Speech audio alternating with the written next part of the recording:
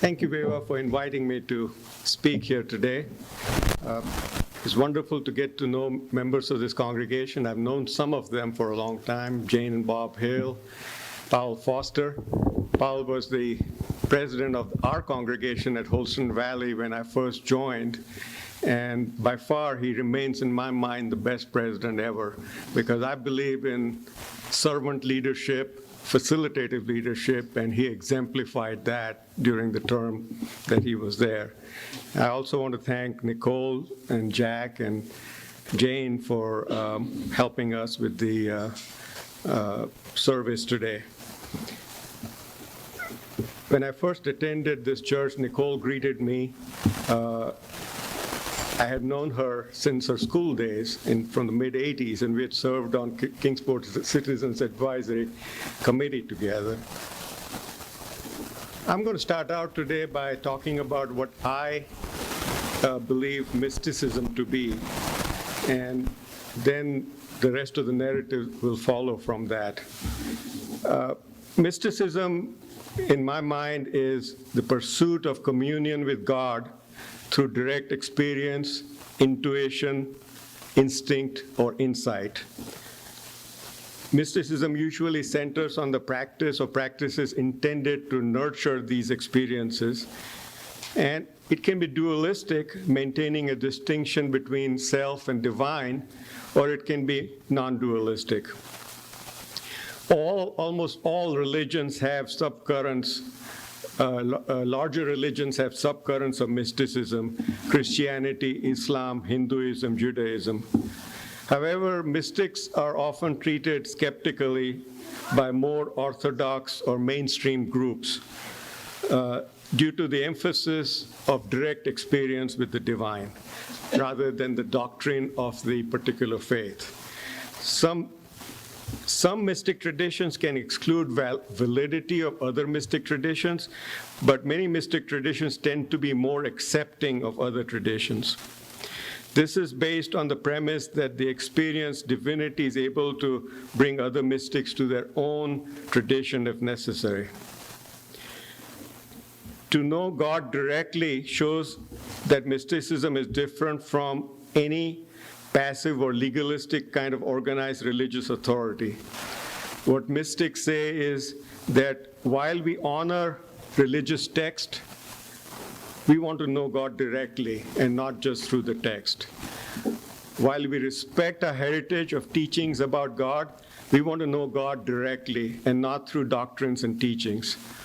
While we gather in communal worship, we want to know God directly and not just through the church, the mosque, the synagogue, or the temple.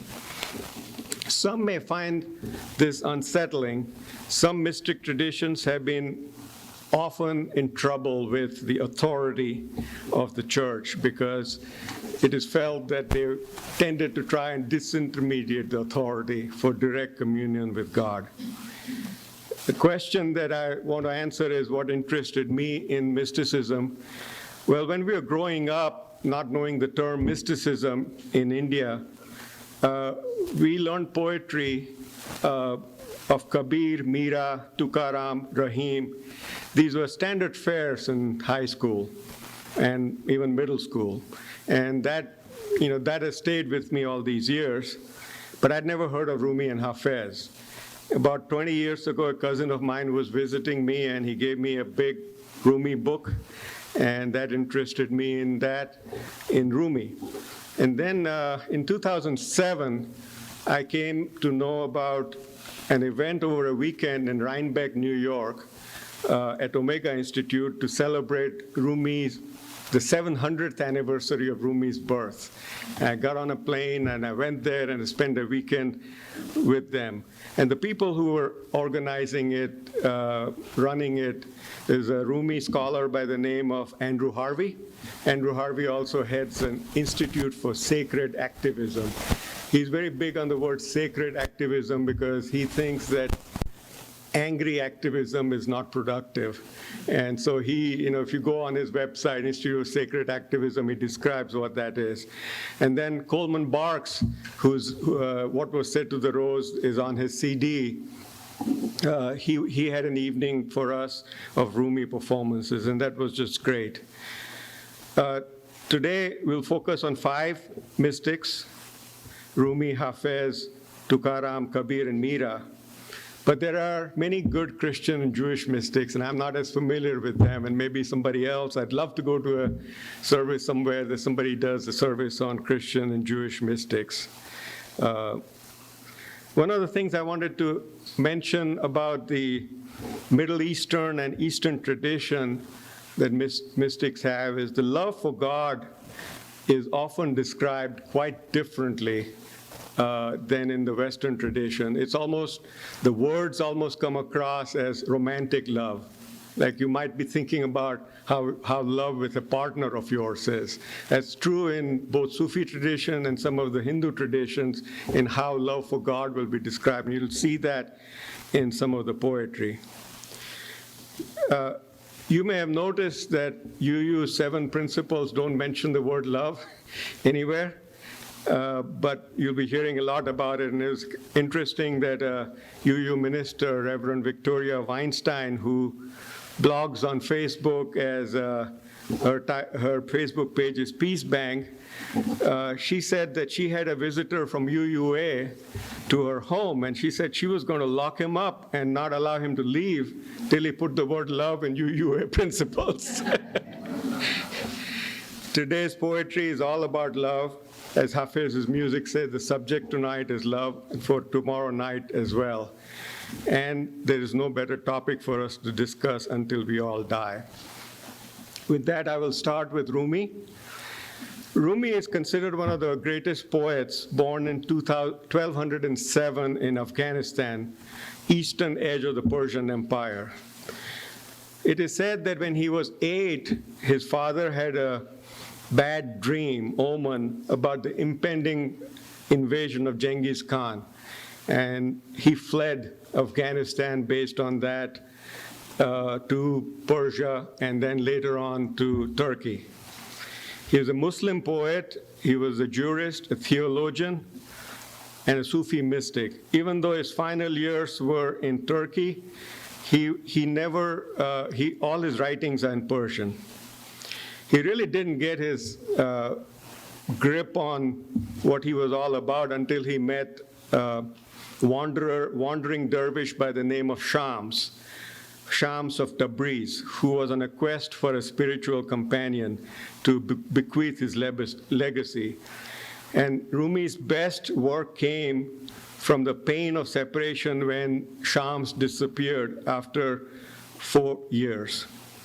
He named his 40,000 verse collection the works of Shams of Tabriz. He died in 1273. Rumi says to us in one poem, love is the cure for your pain. For your pain will keep giving birth to more pain until your eyes constantly exhale love as effortlessly as your body yields to its strength. Love is the essence of Rumi, his very being, and his impetus for all his poetry. Jane is going to read poems of Rumi.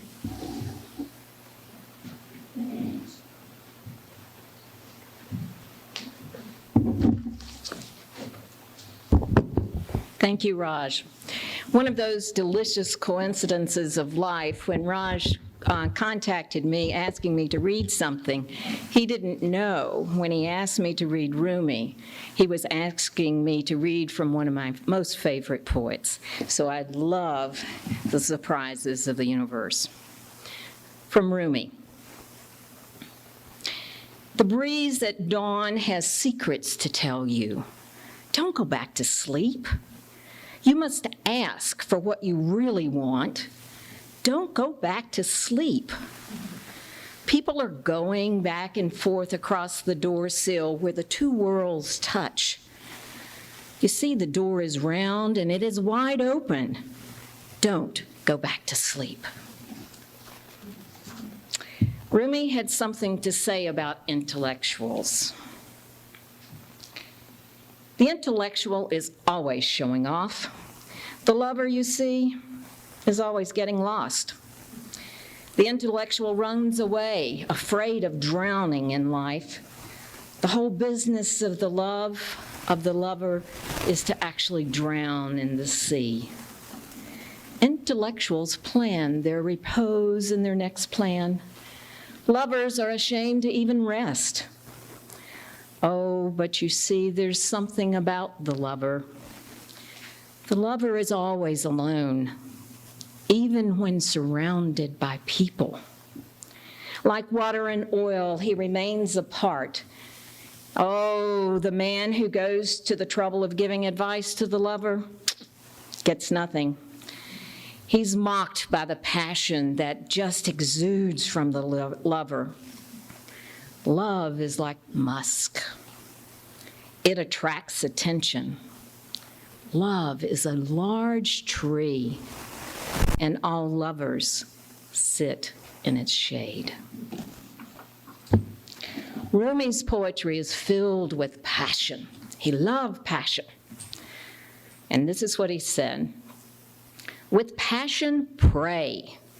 With passion, make love. With passion, eat and drink and dance and play.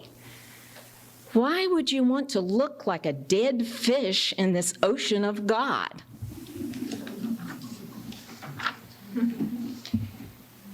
The spiritual journey is not a struggle with your destiny, because destiny itself has forced upon us this path that we walk. I would be an infidel if I believed I had suffered loss in this life for one single moment. Because, you see, I'm walking my way to my bliss. And finally, one of my most favorites. Out beyond the ideas of wrongdoing and right doing, there is a field. I will meet you there. When the soul lies down in the grass of that field, the world is just too full to talk about. The ideas, the languages, even the phrase, each other, doesn't make any sense in that special field. Rumi. Thank you, Jane. Hafez. Shamsuddin Muhammad Hafez is one of the most beloved poets of Persian people and is considered to be a lyrical genius. Though he's not as well known in the West, I am personally as high on Hafez as I am on Rumi. Emerson once remarked that Hafez is a poet for poets. Goethe wrote that Hafez has no peer. Hafez was born in Shiraz in southern Persia in 1320, about 100 years after Rumi. He remained there most of his life. At 21, he fell in love with a girl from a wealthy, noble family that he was delivering bread to as a baker. He wrote the most touching poetry for her. Out of desperation, he undertook a 40-day vigil at the tomb of a saint. On the 40th day, Angel Gabriel appeared and asked what he wanted. On seeing the radiant beauty of God's angel, he forgot human love and asked to see God.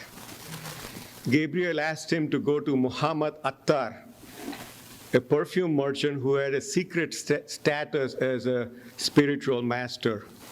This began his spiritual journey to God. Hafez died in 1389. Like Rumi, Hafez sometimes wrote about Christ also. For example, he wrote, "I am a hole in a flute that the Christ's breath moves through. Listen to the music." Once after reading a poetry reading, Daniel Ledensky, who has, by the way, a lovely book called Love Poems for God that has many of these poems, he was talking to a young female Persian doctor and asked her, "You can be frank, I can take it. Who's your favorite poet between Rumi and Hafez?" This very sophisticated person blushed.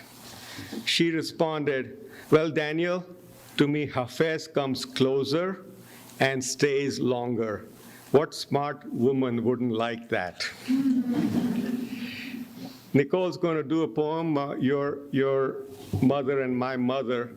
And one of the things about the poem that I'll mention is that Sufi poet Helen Cartier said, they're really speaking about, the poem speaks about the illusion of separateness.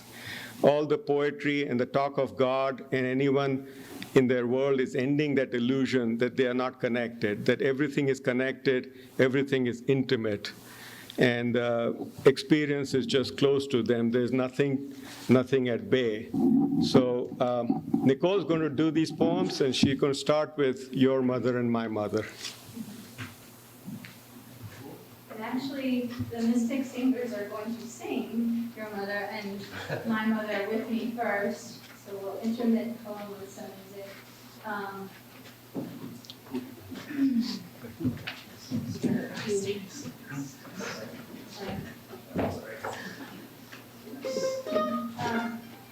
The interesting thing about this poet is that I have an auntie who's from Iran, and she's a very beautiful, very talented, educated woman, and I've always admired her greatly. And so it's interesting that I, as Jane was saying, got to be the speaker or the voice for Hafez. So this first song is Your Mother and My Mother.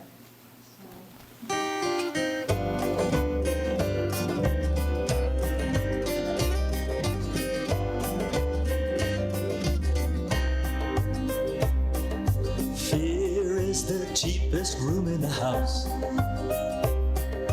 Fear is the cheapest room in the house. I would like to see you living in better conditions. For your mother and my mother were friends. Your mother and my mother were friends.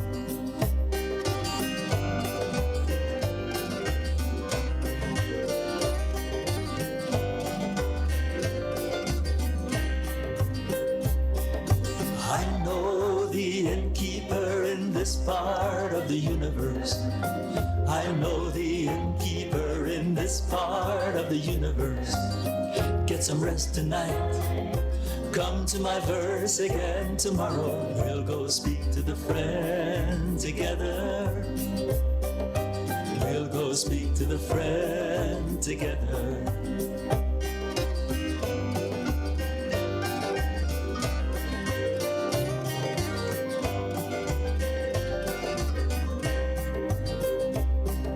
I should not make any promises right now, but I know if you pray, I know if you pray, somewhere in this world something good will happen. Somewhere in this world something good will happen.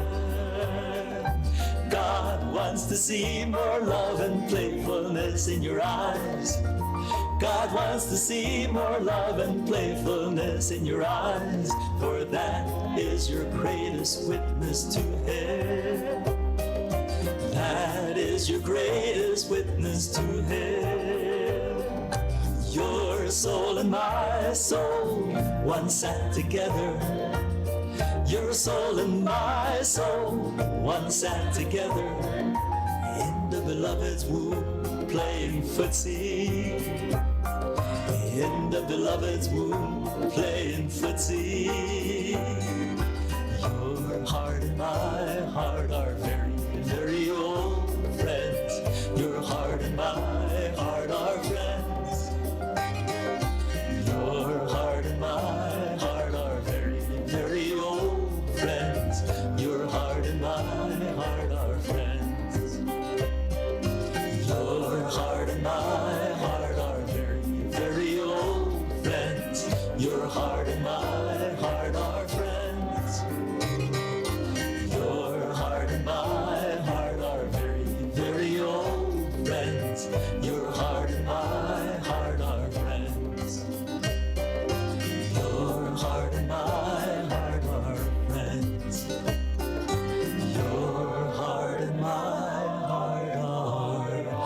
friends.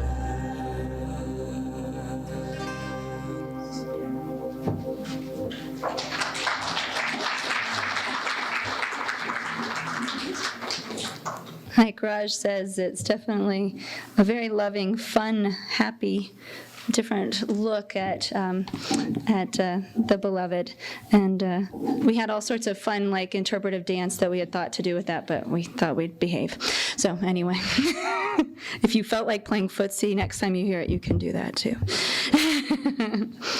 So Hafez wrote on unconditional love. Even after all this time, the sun never says to the earth, "You owe me." Look what happens with a love like that. It lights the whole sky.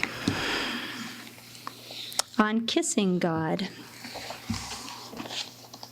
When no one is looking, I swallow deserts and clouds and chew on mountains, knowing they are sweet bones.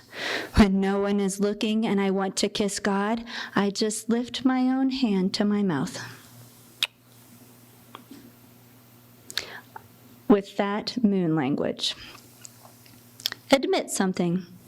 Everyone you see, you say to them, "Love me."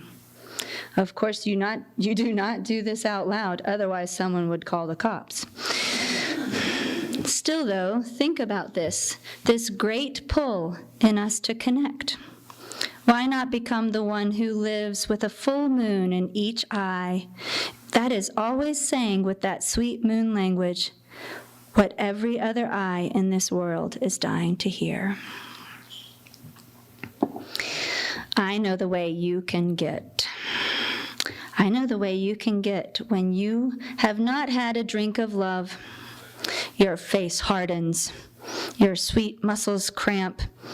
Children become concerned about a strange look that appears in your eyes, which even begins to worry your own mirror and nose. Squirrels and birds sense your sadness and call an important conference in a tall tree. They decide which secret code to chant to help your mind and soul. Even angels fear that brand of madness that arrays itself against the world and throws sharp stones and spears into the innocent and into oneself. Oh, I know the way you can get if you have not been drinking love. You might rip apart every sentence your friends and teachers say, looking for hidden clauses. You might weigh every word on a scale like a dead fish. You might pull out a ruler to measure from every angle in your darkness the beautiful dimensions of a heart you once trusted. I know the way you can get if you have not had a drink from love's hands. That is why all the great ones speak of the vital need to keep remembering God. So you will come to know and see him as being so playful and just wanting to help. That is why Hafez says, "Bring your cup near me, for I am a sweet old vagabond with an infinite leaking barrel of light and laughter and truth that the beloved has tied to my back. Dear one, indeed, please bring your heart near me, for all I care about is quenching your thirst for freedom. All a sane man or woman can ever care about is giving love." I need to remember that when there's stressful mornings. It felt love. How did the rose ever open its heart and give to this world all its beauty? It felt the encouragement of light against its being. Otherwise, we all remain too frightened.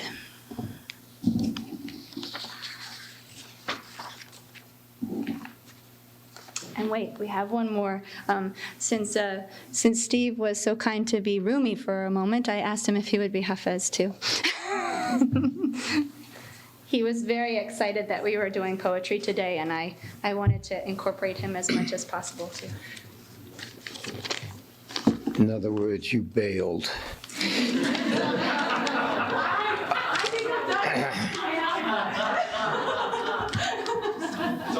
There's all love. But I feel the love. I don't blame you for this one. I would have given it to someone else had I been, well, never mind. How does it feel to be a man? Once a young woman asked me, how does it feel to be a man? And I replied, my dear, I am not so sure. Then she said, well, aren't you a man? And this time I replied, I view gender as a beautiful animal that people often take for a walk on a leash and might enter the same odd contest to try to win strange prizes. My dear, a better question for Hafiz would have been, how does it feel to be a heart? For all this I know is love, and I find my heart infinite and everywhere.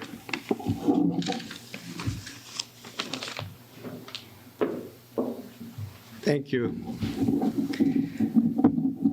Tukaram is the youngest of the five mystics and almost unknown in the West. He was born in 1608 in the western state of Maharashtra in India. He wrote in his native language, Marathi, which we don't speak ourselves. His poems are playful and earthy, sometimes innocent, sometimes profound, sometimes comical just within a few lines. However, some believe that he attained the same spiritual heights as Rumi, Hafez, and Kabir that you'll be hearing about later. Like Hafez, Daniel Ladinsky says that Tukaram's poems are an intimate journey to discovering the God within. He died in 1649 when he was only 41 years old. Tukaram says, if God would stop telling jokes, I might act serious. That's his poem. My lucky rock. I said to the squirrel, what is it that you are carrying? And he said, it's my lucky rock. Isn't it pretty? I held it and said, indeed. I said to God, what is this earth? And God said, it is my lucky rock. Isn't it wondrous? Yes, indeed. Poem on certainty. Certainty undermines one's power and turns happiness into a long shot. Certainty confines. Dears, there is nothing in your life that will not change, especially your ideas about God. Look at the insanity righteous knowledge can do. Crusade and maim thousands in wanting to convert that which is already gold into gold. Certainty can be an illness that creates hate and greed. God once said to Tuka, even I am changing. I am ever beyond myself. What I may have once put my seal upon may no longer be the greatest truth, so why be certain? And his final poem is, I could not lie anymore, so I started to call my dog as God. First he looked confused. Then he started smiling. Then he even danced. I kept at it. He doesn't even bite me anymore. I'm wondering if this might work on people.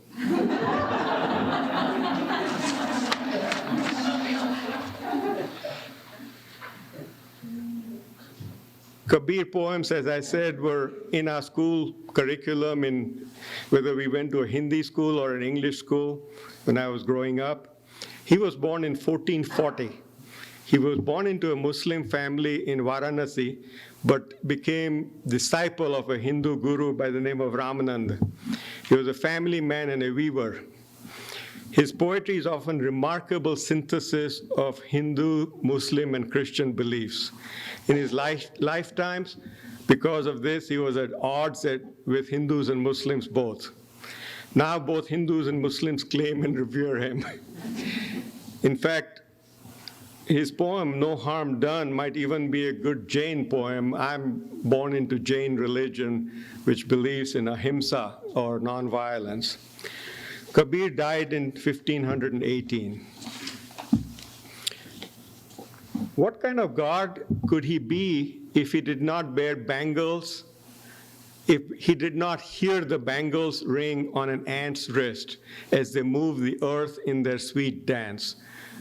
What kind of God would he be if a leaf's prayer was not as precious to creation as the prayer of his own son, sang from the glorious depths of his soul for us? What kind of God would he be if the vote of millions in this world could sway him to change the divine law of love that speaks so clearly of compassion's elegant tongue, saying eternally, all is forgiven, moreover, dears, no one has been guilty? What kind of God would he be if he did not count the blinks of your eyes and is in absolute awe of their movements? What a God we have, what a God we have.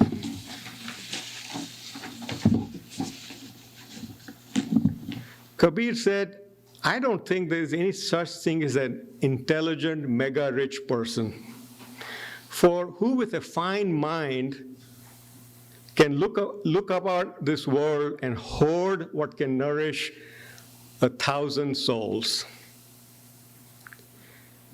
Now, this is a bit of a lot of the poetry is not, that speaks well to us is not literally translated. It's more sort of spoken in our language. From the ocean, I heard a million fish say, give me a beer, quick. I replied, dears, how can that be? How can a fish in water want a drink? Well, that's how wacky things have become. Who else but Maya or illusion? Maya is illusion. Who else but Maya could pull a fast one like that and get away with it? Seriously speaking, though, a fish in water that is thirsty needs serious professional counseling.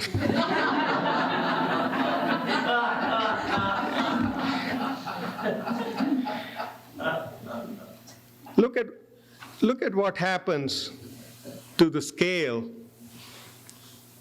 weighing scale, when love holds it. Look at what happens to the scale when love holds it. It stops working.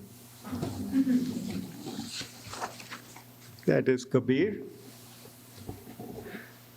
Last, Meera, or Mirabai, was born in 1498 and is probably one of the most renowned poet saints of India. She was born as a princess in Rajasthan. And it is said that when she was a child, she brought a plate of food to a sadhu, a wandering ascetic at a palace gate. He whispered in her ear and gave a small statue of Krishna to her. Just a little digression. One of my friends in India is planning to build a Krishna museum. There are lots of Krishna temples, but sort of a scholarly museum. And I asked him, why Krishna amongst all the gods? He said, almost all the gods are so serious, and Krishna is so playful. He's the only God he knows that's playful and up to mischief from time to time. When she saw the small statue once upon seeing a ceremonially dressed bridegroom in a marriage procession, Meera, who was only a child, innocently asked her mother, "Mother, who is my bridegroom?" Mother pointed her finger to the image of Sri Krishna and quipped, "My dear Meera, Lord Krishna is your bridegroom." Since then, Meera began love of idol of Krishna very much, spending time bathing, dressing, and worshiping the image. She also slept with the idol and talked to it and sang and danced about the image in ecstasy. Meera's father had arranged her marriage to a prince, and she was a dutiful wife, but she would go to the temple of Krishna every day to worship, sing, and dance. Her in-laws were furious. They planned many a conspiracy against her, tried to involve her in a scandal. She was persecuted in many ways by the husband side of her family, but Lord Krishna stood by her. She roamed from town to town, singing worshipful songs of Krishna, often referring to him as if she was married to him. She died in 1550 after spending several years attending to the destitute near a temple and writing poems. Braj is the place where Krishna was, and Krishna, unlike his skin was dark, and so here's a poem to Krishna. That dark dweller in Braj is my only refuge, oh my companion. Worldly comfort is an illusion. As soon as you get it, it goes. I have chosen the indestructible for my refuge, him whom the snake of death will never devour. My beloved dwells in my heart all day. I've actually seen that abode of joy. Meera's Lord is Hari, the indestructible. My Lord, I have taken refuge with you, and I'm your maid servant.